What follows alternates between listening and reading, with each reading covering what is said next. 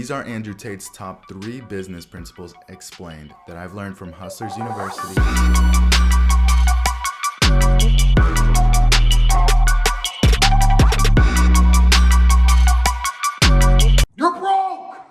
And today I'm going to be showing you how people we know today as business legends, Jeff Bezos, Elon Musk, have leveraged these same fundamentals to become the ultra billionaires we know them as today. And at the end of the video, I'll show you how one of these entrepreneurs used these 3 principles to create a $1 trillion business. So stick around to watch that. Hey, really quickly before we get started, my name is Aron Zapatero. I'm a 20-year-old entrepreneur, and last year I averaged just over $50,000 per month in income. And I'm not here to sell you anything, just here to document my journey and hopefully share some useful tips with you guys. Let's get into the video. Business principle number 1, speed. Everything that needs to be done must be done fast. Tate says that this is his number 1 principle and his most important piece of business advice. If there's one thing to listen to in this video, it's this right here. So Tate gives an analogy with a plane, and he compares this to business. One of the must-have factors for a plane is its speed. The plane's speed is dependent on how much thrust it has, and the thrust generates its forward momentum. So because it's going fast enough and the wings have a large enough surface area, it's able to generate what's known as lift, and this is what actually causes the plane to fly. And if you think about it, if an airplane's engine stopped mid-flight, the plane is not going to crash immediately. So if the thrust stops, the forward momentum keeps the plane going. However, over a long enough time, if there's no thrust, then the plane will obviously begin to crash. So understand it like this. In order to maintain forward momentum and lift, a business must do these things. Generate thrust by adapting and changing to the quickly shifting market. So you can liken thrust to our effort. The more effort we put into it, the more thrust we give our business plane. With enough thrust in the right direction, we'll have enough speed and enough forward momentum. Now this is so crucial in business because if you have 0 forward momentum and you leave for one day because you're sick, your business will end up crashing and dying. And so it's extremely important that things are done with speed. And with speed comes this forward momentum. And forward momentum will carry you through the tough times because you cannot always be prepared for business. But if you're waiting until the next day and the next day, and then you have all these tasks piled up, then you have 0 momentum to carry you forward while you focus on putting out the fires. Forbes has a famous quote that says, "In business, you're either growing or you're dying." So we have to be adaptable. We have to continue to push forward so that we do not become comfortable and lose our forward momentum. Now, let's look at Elon Musk, the CEO of 5 different billion-dollar companies. He's continuously known for his ability to rapidly bring new technologies to the market and capitalize on those greatly. One of his first companies, he started off by creating what's essentially now Google Maps and Yelp in his company called Zip2.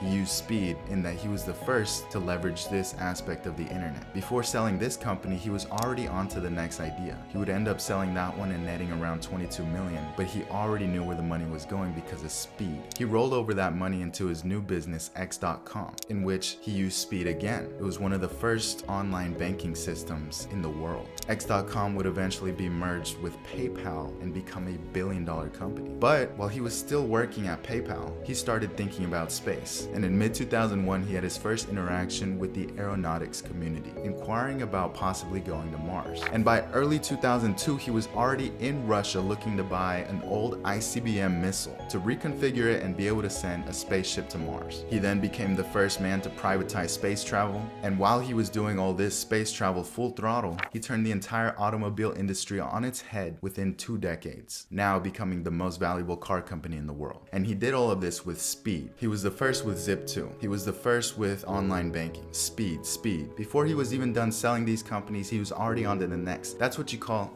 speed. And while he's working in these new businesses that now he's generated forward momentum, he can now start looking at these other ventures. So while he had forward momentum with SpaceX, he had time to go into Tesla and use some of the following principles to exponentially grow Tesla. Business principle 2. A business is nothing else but money in. So Tate gives an example, but I'm going to change it a bit. It's still going to get the point across. He says that a little kid selling candy with only a few sales is more successful than the businessman in the suit and tie who created the business proposal, the LLC, rented the office, bought all the office equipment, hired staff, but has no sales. And so he emphasized that the ability to generate profit is key, and it's what makes or breaks a company. So regardless of appearance, the kid selling the candy actually has made made more money. And the goal of the business is to make money. So why are we focusing on the things that do not make money? So the guy in the suit and tie, he's focused on all these fancy steps, and these are traps. This is what we call productive procrastination. He's doing what looks good but doesn't actually make any money. So he gives what he calls a cost make diagram. So on one hand, you have the expenses of the business, and on the other hand, you have the sales of the business, or the income. So we could call this the expense and income diagram. Now on the cost side, if we're cost focused, if we're focused on making the business look pretty, nice, and presentable, here's what we're gonna do. We're gonna spend all this time and money trying to make the perfect product. We're gonna invest way too much in logo and web design. We're gonna look for all this office space and office furniture and make sure that our chairs are really nice. We're gonna do all these networking events when we haven't even started a business, register our business for an LLC, and we don't even have assets yet, so not sure what you're really protecting. And so we have all these expenses, but we haven't even generated a profit. But our business on the outside looks really nice. And these are great things. Down the line, you can do these. But the first thing that you need to focus on is generating income. So if we're smart, if we're top G, then we'll focus on the income side. So the other side, the income side, only has one thing in it. And this is the only thing that we need to focus on. And it is the main thing that we need to put all of our attention to. And this is customer acquisition. We need them to buy our product or service. And we can do this with cold emails, cold text, cold calls. We can make a website and run ads to it, but don't spend too long on the website. Just get the product, get the service out there, and get people to buy. So he says that it's way better to get the make/income variable of the equation right and the income side wrong. So it's a lot better to overspend time figuring out how you're gonna make money than figuring out how you're gonna spend money. The goal of the business is not to spend. So where's the money? Figure out how people are gonna pay you. Is it gonna be Stripe, Bitcoin, PayPal? Then how are you gonna convince them to pay you? Your marketing. And once you have that figured out, you can figure out the rest, because this is the goal of the business. Now let's look at Jeff Bezos and how he literally used this exact same principle. Jeff Bezos founded Amazon in 1994, and it was purely an online bookstore. Within a few months, Amazon was already receiving orders all over the world. And this is once the money was in. Jeff Bezos focused on bringing the money in. He didn't make everything complicated. He was just selling books. Once he sold the books, then he looked ahead into the future. So the next year, in 1995, they added CDs and were selling music.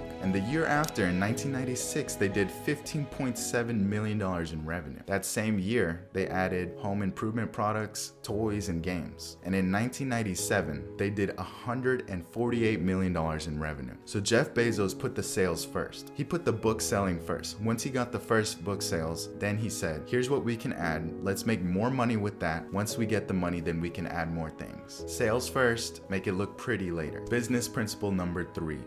Start ideas for free. You can start a business very, very cheaply if you do it the right way. So I want to revisit the expense and the income diagram, or the cost and make diagram. So what happens if we take all the fancy steps, all the steps to make our business look nice, pretty, and presentable? In that scenario where we got the LLC, the office, the staff, the furniture, the websites, the logos, all of that could cost us upwards of $100,000. And what happens when the business doesn't work? The idea you had was garbage, no sales. Now you're down in the hole with a real sunk cost of $100,000. But on the flip side, if we took the income action steps first, if we focused on selling first, we would not have spent nearly as much money. We would have spent maybe $5,000, and $5,000 is more than enough to get a website, to get ads up, and cold calling is pretty much free. Cold DMing is free. All of this, there's so many strategies online for free. So if we did that first and then realized that the business didn't work, then we're down only $5,000. So when we focus on the income actions first and those fail, then it's easy to go into the next business.